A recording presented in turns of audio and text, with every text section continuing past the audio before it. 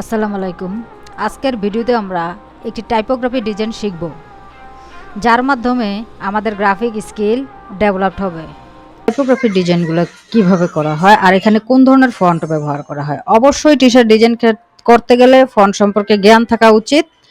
আমি আপনাকে আমার ইউটিউবে দেওয়া একটি পূর্বের ভিডিও দিয়ে দিব ফন্ট সম্পর্কে দেখার, এবং ভবিষ্যতের আরেকটি ভিডিও দিব ফন্ট সম্পর্কে। প্লাস হচ্ছে যে আমি যে একটা আপনাকে আর্টিকেল দিচ্ছি ফন্ট চেনার সহজ উপায়, অবশ্যই ফুল আর্টিকেলটা মুখস্থ করার চেষ্টা করবেন।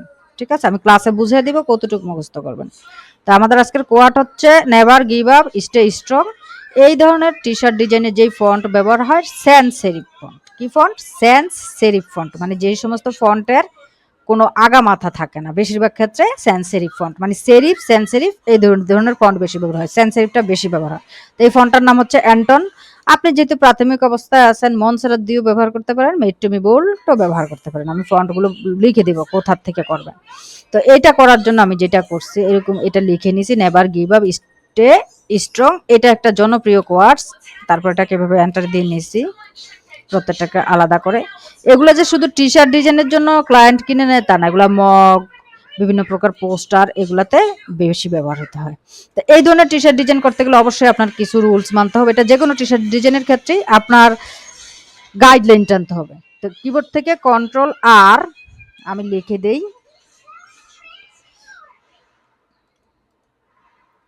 CTRL প্লাস আর। এই কিবোর্ড থেকে কন্ট্রোল আর ক্লিক করলে আপনার এরকম একটা গাইডলাইন অপশন চলে আসবে। কন্ট্রোল আর, আবার কন্ট্রোল আর ক্লিক করলে এটা চলে যাবে, আবার কন্ট্রোল আর দিলে এটা আসবে। তো এটার থেকে আপনি গাইডলাইন, স্মার্ট গাইডলাইন টানতে পারেন। স্মার্ট গাইডলাইন কিভাবে টানবেন? স্মার্ট গাইডলাইন প্রথম টানতে গেলে অনেক কষ্ট হবে।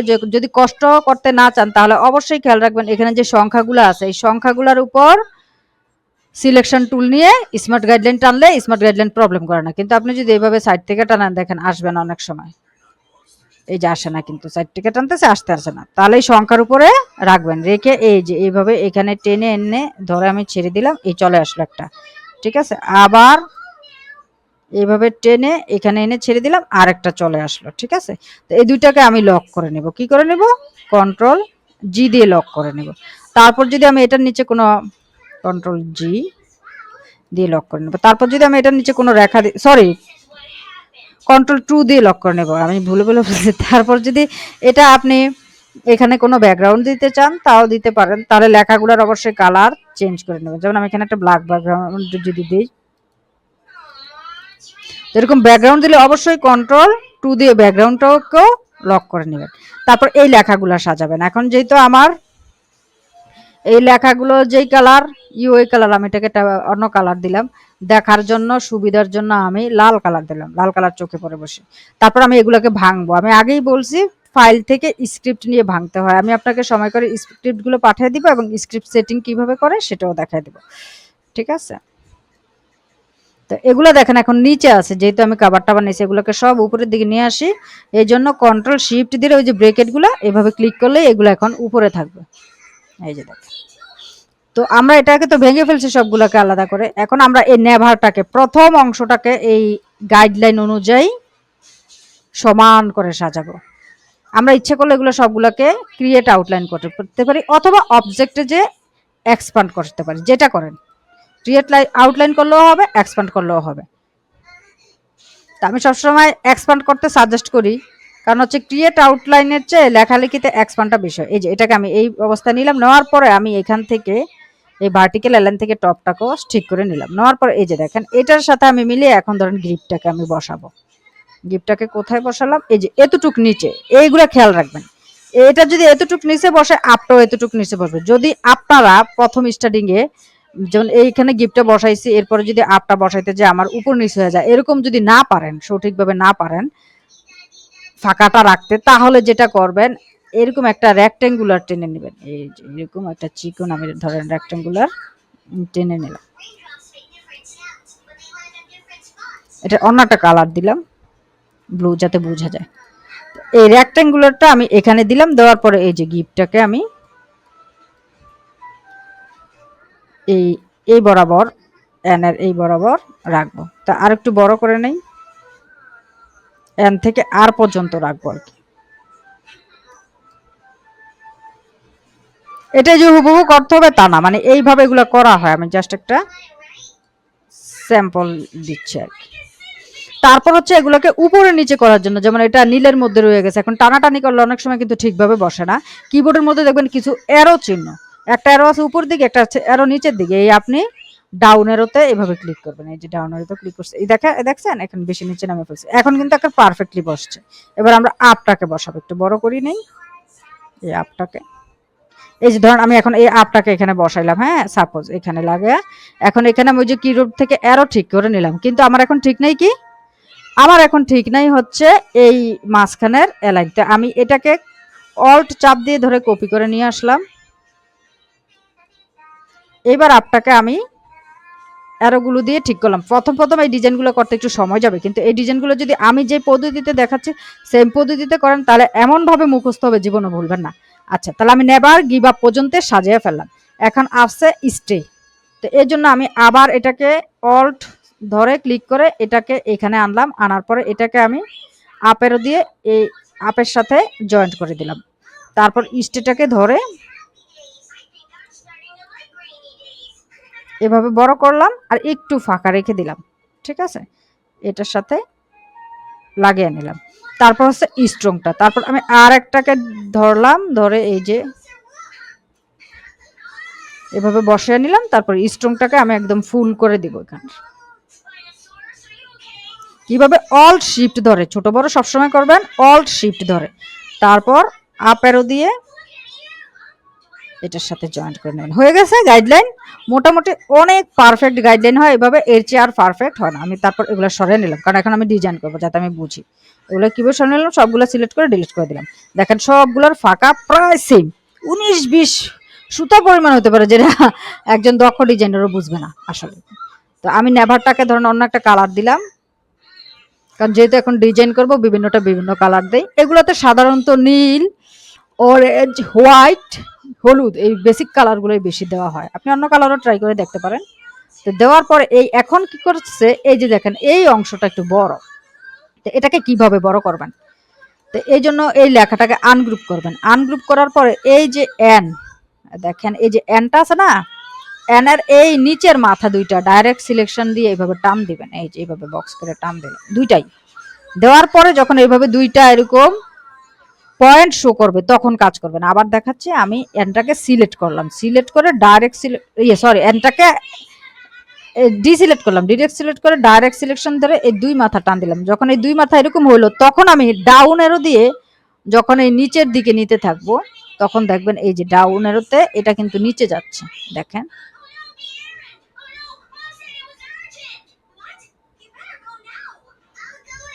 তো ডাউন এরও কিন্তু আপনি ধরে রাখবেন যতক্ষণ না একদম গিভের লেভেল বরাবর আসতেছে, বা আপনি যতটুকু নিতে চাচ্ছেন। আমি গিভের লেভেল বরাবর সাপোজ নিতে চাচ্ছি, আচ্ছা গিভের এতটুকু পর্যন্ত নিলাম। এখন আমার মনে হচ্ছে যে গিভটা আমি একটু বেশি ভিতরে নিয়ে গেছি, তাহলে আমি সিলেকশন টুলস দিয়ে ধরে এটাকে আর একটু এখানে অ্যারো চিহ্নগুলো দিয়ে রাইট অ্যারো দিয়ে নিয়ে আসলাম, ঠিক আছে।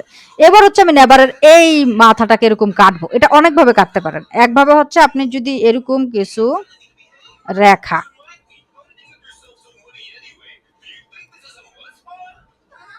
অল্ট দিয়ে ক্লিক করে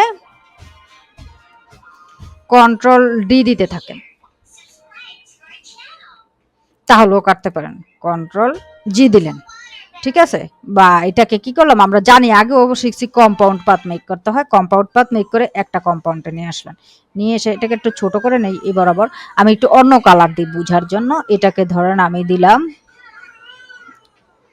হচ্ছে ব্লু, তো ওইটা আমি এটা পিঙ্ক কালার দিলাম, এই যে দেখেন বড় করে দেখাচ্ছি।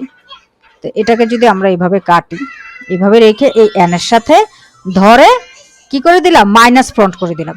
এখন এটা কিন্তু এলোমেলো কাটা হবে যদি আপনি এটাকে কম্পাউন্ড পাথ না করে গ্রুপে রাখেন। আমি আগেও বলছি যে কোনো কিছু একবারে কাটতে হলে কম্পাউন্ড পাথ করতে হয়, ঠিক আছে। এভাবে একভাবে কাটতে পারেন কন্ট্রোল জেড দিয়ে, আরেকভাবে কাটতে পারেন হচ্ছে কন্ট্রোল 3 দিয়ে, এটা গ্যাপ রাখি কারণ আমার মনে হচ্ছে এটা দিয়ে সুন্দর। আরেকভাবে কাটতে পারেন হচ্ছে ইরেজার টুল নিয়ে কিবোর্ড থেকে অল্ট চেপে ধরে আপনি এটাকে ইচ্ছে মতো করলেন। যেমন আমি একটাকে একটু ছোট, এখন দেখেন এটা গিফট পর্যন্ত কেটে ফেলছে, কারণ হচ্ছে এনটা সিলেক্ট ছিল না। ইরেজার টুল দিয়ে কাটতে হলে অবশ্যই যেটা কাটবেন ওটা সিলেক্ট থাকতে হবে, আর সিলেক্ট না থাকলে এটা যা পাবে সবই কেটে ফেলবে। এই যে দেখেন এখন কিন্তু এটা ছোট বড় মেনটেন করতেছে না, এটা নিচের ইচ্ছে মতো কাটতেছে। ঠিক আছে, বা আপনি যদি আরো গোছিয়ে কাটতে চান ওভাবে কাটতে পারেন। ঠিক আছে, কন্ট্রোল জেড দিলাম, দিয়ে আমরা এইভাবেই কাটি এটা। আর আপনি যদি এই অপশনটা রেখে দেন যে আমি অন্য ডিজাইনও এটা দিয়ে কাটবো, তাহলে রেখে দিতে পারেন। এই যে কাটলাম আমি এটাকে, কাটার পরে এই যে খালি অংশটা এটাতে আমি কি করলাম, কিছু বক্স সেটিং করে দিলাম। এখন বক্স যদি সম কোয়ালিটির সেটিং করতে চান তাহলে যেটা করতে পারেন, একটা বক্স এভাবে টানবেন, টানার পরে কিবোর্ড থেকে অল্ট কি চেপে ধরে, আর এই যে বক্সটা একটু বড় করে ফেলছি আমি। আচ্ছা, টানার পরে কিবোর্ড থেকে অল্ট ধরে আরেকটা নিলাম আমি, কন্ট্রোল জেড, আচ্ছা কন্ট্রোল ডি দিয়ে আমি কয়েকটা কপি করে নিলাম। তো এটা করার পরে আমি যে প্রবলেমটা দেখলাম সেটা হচ্ছে যে হ্যাঁ এই জিনিসটা একটু উপরে এটা একটু নিচে, তো আমি এটাকে এই দেখেন সমান করার জন্য একটু অল্ট শিফট ধরে একটু ছোট করে নিলাম।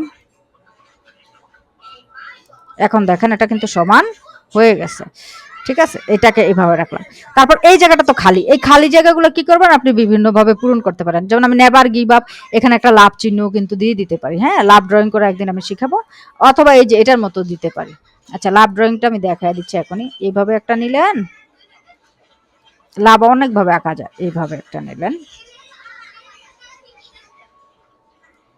নেওয়ার পরে এই দুইটাকে সিলেক্ট করলেন, করে এই শেপ বিল্ডার দিয়ে এই অংশটা কাটলেন। কাটার পরে এই যে ডাইরেক্ট সিলেকশন টুলস দিয়ে যখন এভাবে টান দিবেন, এই যে এইভাবে টান দিলে একটা শেপ হয়ে যাবে। হয়ে যাওয়ার পরে এটাকে আমি ইউনাইট করে দিলাম। এই যে কিছুটা লাভ হয়ে গেছে, আরো সুন্দর করা যেত যদি আমি এই কর্নারটাকে ডিসিলেক্ট করে দিতাম, তাহলে হয়তো এইভাবে আমি যদি এখানে এখন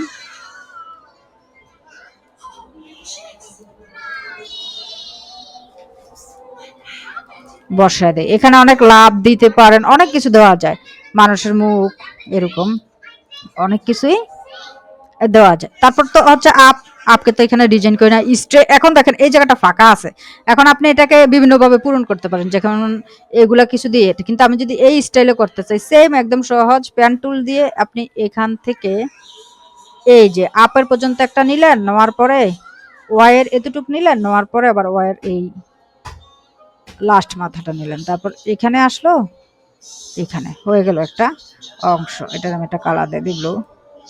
তারপর আমি এটাকে ইরেজ টুল দিয়ে এইভাবে সিলেক্ট থাকা অবস্থায় কেটে নিলাম, অথবা ওই রেখাগুলো দিয়ে কেটে নিলাম। আচ্ছা, এটাতে যেহেতু সব সমান করছি আমি রেখাগুলো দিয়ে কেটে নিই। এখন দেখেন আগেরগুলো থেকে রেখাগুলো এখানে একটু কম হয়ে গেছে না, তো সমস্যা নাই, অল্ট ক্লিক করে এখানে আনেন।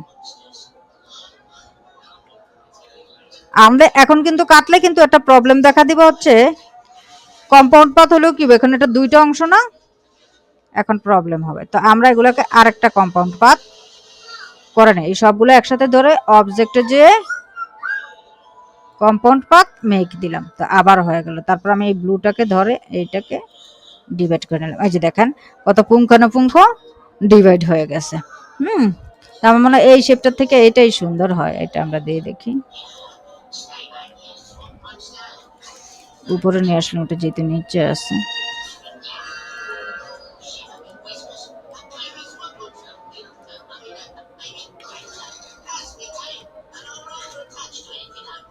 আচ্ছা, এই সেটা আমি আঁকাই দেখাই, আঁকবেন কিভাবে এটা প্রশ্ন আসতে পারে, যেন এটা আঁকলেন কিভাবে। এটা এভাবে ড্র করবেন, ড্র করে একটা কালার দেই, যেমন হলুদ কালার দিলাম। আঁকার পর কিছু না, ডাইরেক্ট সিলেকশন টুলস ধরে অল্প একটু ভিতরের দিকে টান দেবেন, আঁকা শেষ। ঠিক আছে, দেখেন never give up, stay strong, এটা হয়ে গেছে এরকম। এখন হচ্ছে যে কালার আপনি কি কি দিবেন এটা আপনার ওন চয়েস। আমি এগুলাকে এই শেপগুলাকে দিলাম সব সাদা।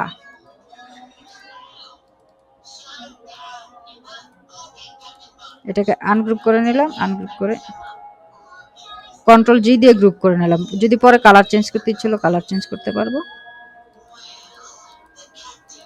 কন্ট্রোল জি, প্রত্যেকটাকে আলাদাও দিতে পারেন যদি আপনার মনে হয় দেওয়া দরকার।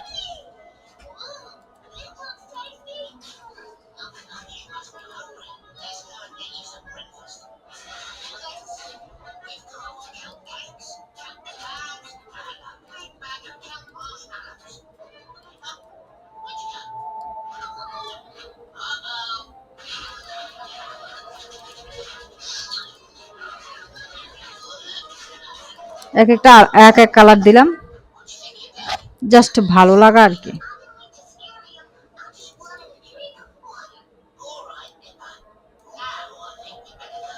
কন্ট্রোল জি, এটা গ্রুপ করে নিলাম, এটাকে আমি হোয়াইটে দিলাম। আচ্ছা, তো এগুলোকে আরো ডিজাইন করার জন্য যেটা করতে পারেন, এই যে নেভার গ্রিবা, এই যে এই জিনিসটা আছে, এটাতে পুরো কোয়াশটা আবার দিয়ে দিতে পারেন আপনি। তো এই জন্য যেটা করতে পারেন,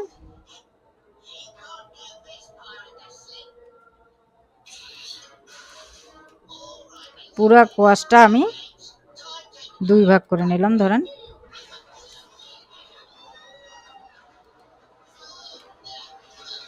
এটাকে একটা চিকন ফন্টে নিয়ে যাবেন। চিকন কি ফন্ট? সিগনেচার টাইপের ফন্ট বা অ্যালন অন আর্থ এই টাইপের ফন্ট। এগুলাকে এগুলা আপনার এগুলো এক ধরনের সান সেরিফ ফন্ট বা স্লাভ সেরিফ ফন্ট হাফ, কিন্তু এগুলো চিকন আর কি।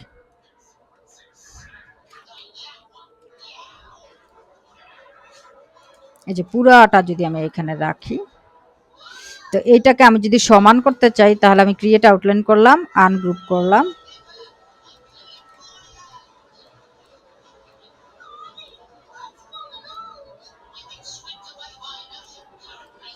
কন্ট্রোল জি গ্রুপ করলাম। এটাকে আমি অবজেক্টে যে কম্পাউন্ড পাথ করে নিলাম। কম্পাউন্ড পাথ করে